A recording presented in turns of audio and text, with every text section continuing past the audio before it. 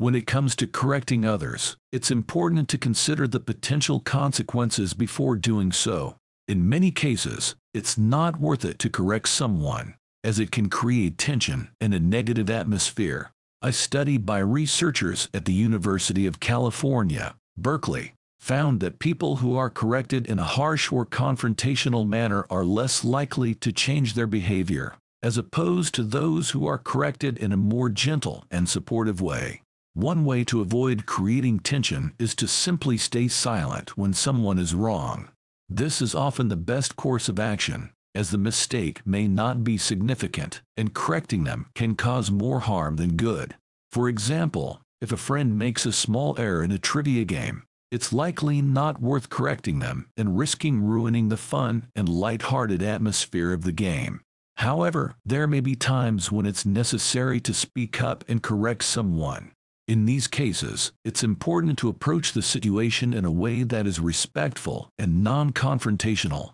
One effective method is to ask questions to better understand their perspective. This not only shows that you're open to hearing their point of view, but it also allows them to come to the realization on their own that they were mistaken.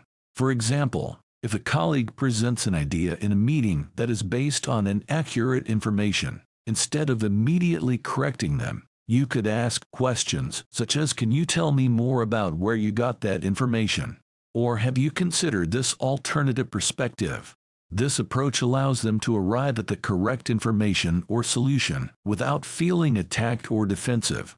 It's also important to remember that everyone makes mistakes. Instead of focusing on the mistake itself, try to understand the reasoning behind it and use it as an opportunity for growth and learning. In the workplace, for example, instead of criticizing an employee for a mistake, try to understand the reasons behind it and provide constructive feedback on how to improve in the future.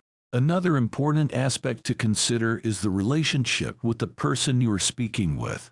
If they are someone who is important to you, you may want to be more mindful of how you correct them, so as not to damage the relationship.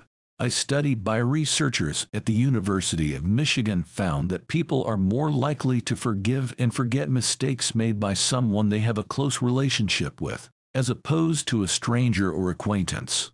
When correcting someone, it's also important to consider the context and the potential impact on others.